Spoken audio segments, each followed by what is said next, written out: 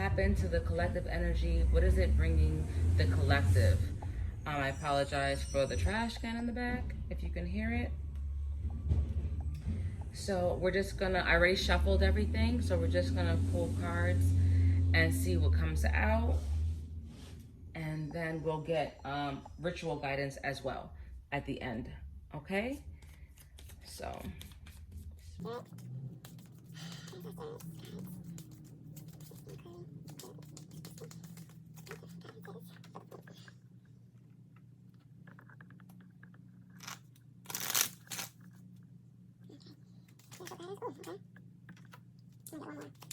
Collective full moon lunar eclipse energy for June 5th. What is it bringing to the collective, Spirit? What is it bringing to the collective? Lunar eclipse on June 5th. What is that energy bringing to the collective? So again, these cards, I'm always drawn to read them in the upright. I take note that they're in the reverse, that they are in universals, but I don't feel inclined to read them that way. Yeah, that's it. Okay.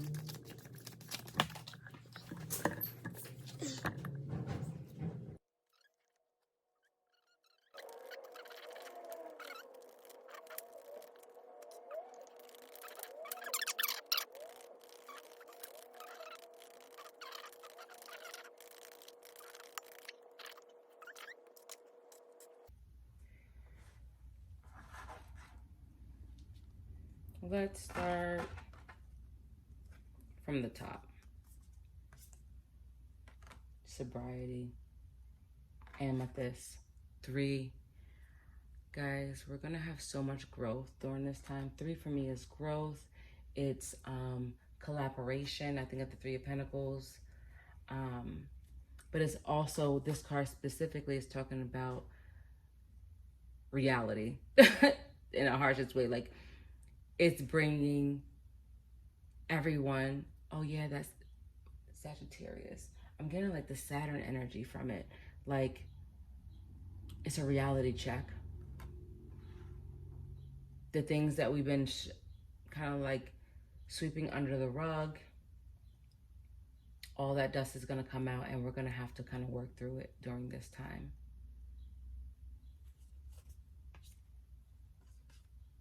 Excuse the art from my son. But Dalmatian stone, inner child, 10, which is a 1. So while you have sobriety, I have that you are still being asked to get in touch with your playful / childlike side. The passions that you had then, that was unfettered by the reality of the world, you're being asked to get in touch with those dreams, because that's going to be your truest, untouched dream. And sobriety comes with understanding that,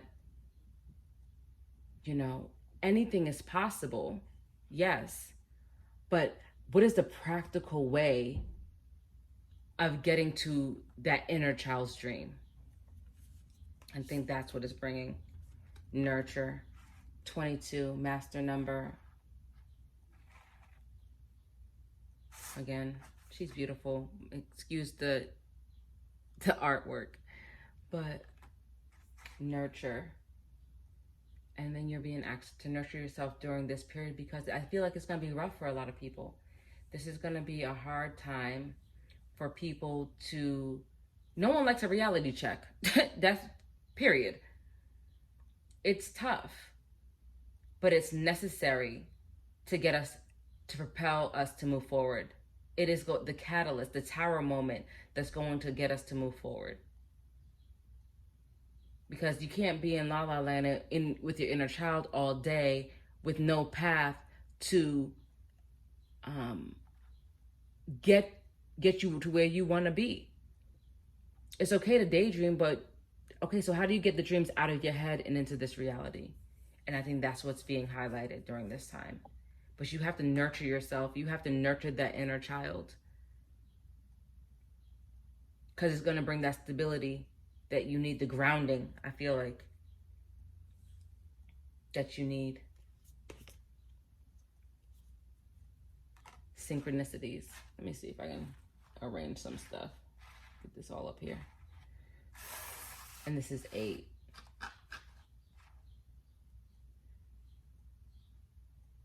So, serendipity. This came out in my last reading for Pick a Card. And it really was important to see or trust your intuition during this time. Because your intuition, I think that people are going to be more tapped in than usual with this Labradorite card. So you're going to be more aware of the serendipity or the synchronicities that you come across.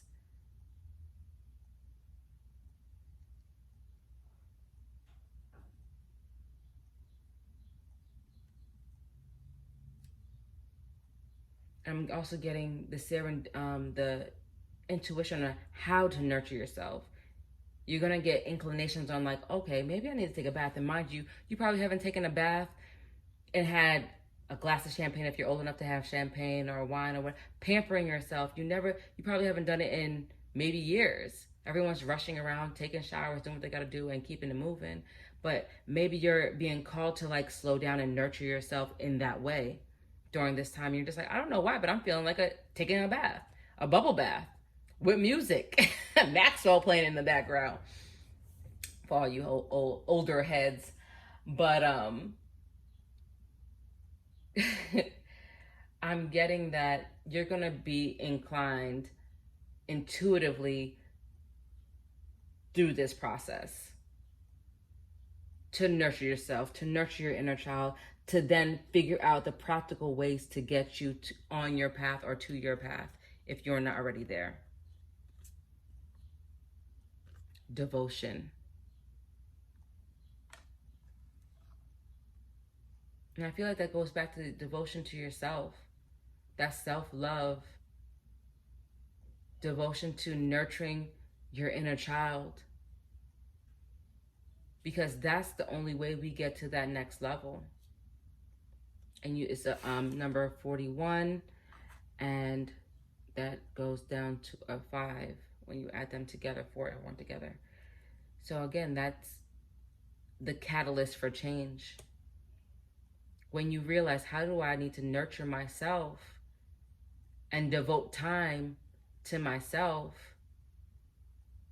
to bring on that change, to bring it to reality. Independence. I love it. 11, Lilith.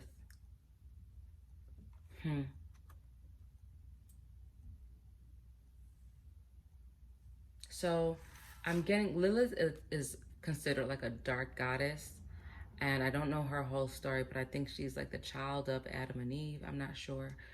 For anyone that knows that story, please feel free to add it to the comments below. But she's seen as a darker goddess. And what I'm seeing from that is maybe giving devotion and that nurture to what people call their shadow side. The side that you don't usually devote time to. And it's a master number 11, and you have master number 22. So 11 might be important, and 22 might be important to you guys. If you want to look it up as far as the angel numbers. But I'm seeing that, again, go through this process and you'll get through your independence. Because I think that's where everybody's heading towards. The idea that while I love my friends, I love my family, alone, I am still strong. I am still worthy. I still have value. I add value to anything I put myself in, as far as like a group. Priestess.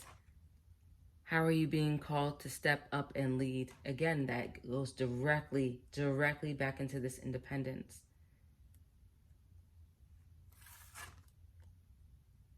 And it's so funny. She has this serpent like headpiece coming down towards her her third eye.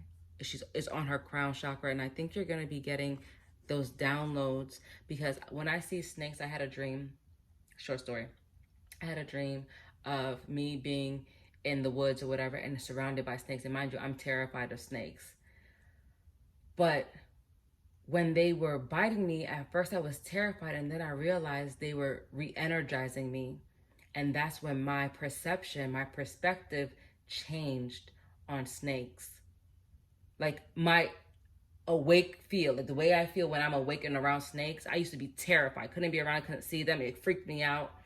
And now when I see them, it's like, oh, they're rejuvenating.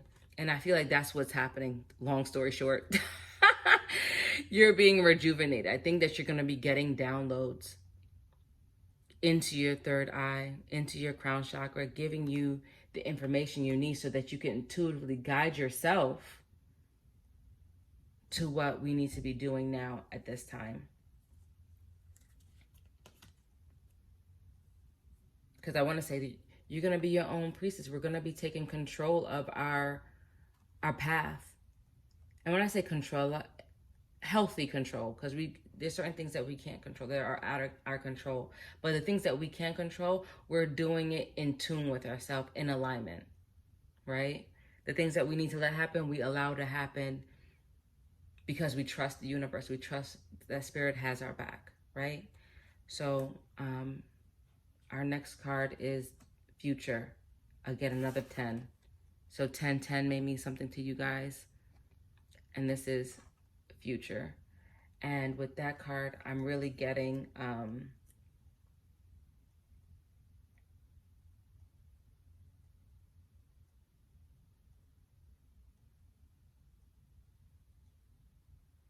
this is going to bring illumination. Illumination to what's possible, to our future. When we devote the time to our shadow, when we devote the time to our inner child, and when we nurture ourselves, because that's really what this is talking about, you then create a clear path. Spirit now has a clear path of what you want to be doing. The universe knows now, okay, so now that we address your shadow, now that we address your inner child, we clearly know I have a sobering idea, or the universe has a sobering idea of the direction that we want to move forward to, our future. And that's that completion.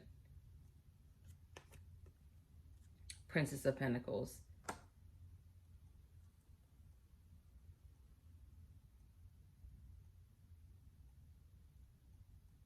I'm reading this almost like the wands though, because I'm seeing this as taking action. That's the energy I'm getting from her. Taking that first step. Offering something. This can be talking about offering, I don't know what kind of rituals that you guys do, but maybe offerings to your ancestors. But taking the first step during this, again, look at that full moon in the back. Taking that first step towards giving to yourself. Being realistic with what you want. Understanding what your true passions are.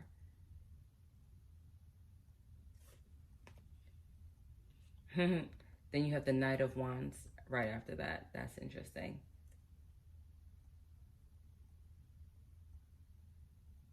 And that is someone maybe bringing you a message. But again, I just think is reiterating the whole taking action. This is someone that is getting comfortable with their confidence.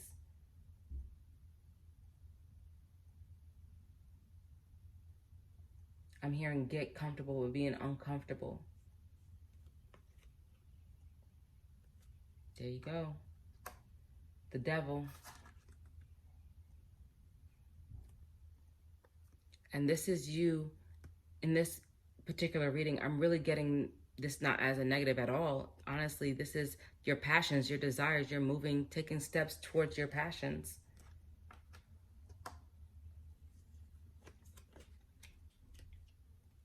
And you have the Lovers in reverse. But again, I always feel called to read this in the upright.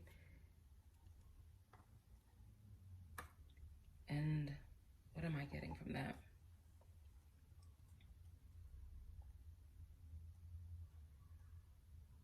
that. I'm really seeing this as you're marrying both aspects, the light and the shadow of yourself during this time. Taking steps towards your desires. Taking action. Being confident, getting comfortable with your confidence. Being comfortable nurturing yourself.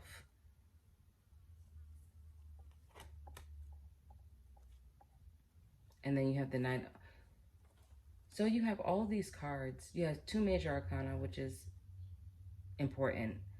And then you have these 3 cards that all talk about like the beginning phases of something. She's the first card in the Pentacle group. You know, this is the Knight is the second. The Knight of Wands and Cups are like the second cards in that group. Like you're on your way. You're moving forward towards your future. This is the energy of the full moon. That's what it's bringing. It's getting us, it's pushing us into uncomfortable positions of growth. Wanting something is not the devil, right? Balance within everything, right? And that's when this card comes into play. Balance within your dark and lighter side, the 2 aspects of yourself. Because look at them walking down the one path. Because you're in alignment.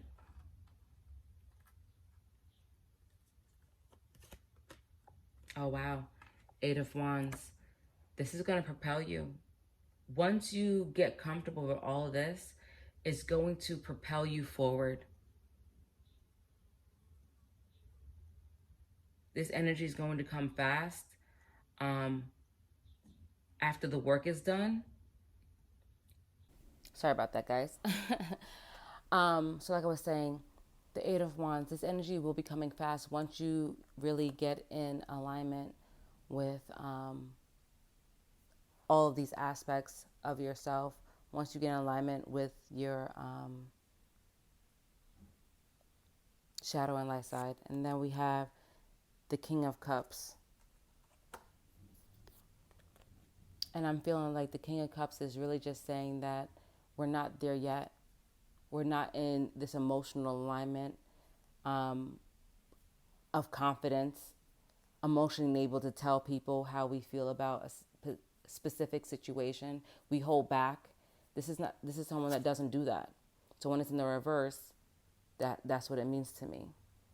You know, we're not there yet, but it's on the table. That means that that's where we're heading. That's our future. And there you go. That liberation that I was talking about, that's our final card. And that's what we're getting during this full moon. Liberation from illusions, liberations from not treating ourselves the way we need to be treated. Again, going back to that nurture, being honest with our desires and not seeing it as something that is dark. Being okay with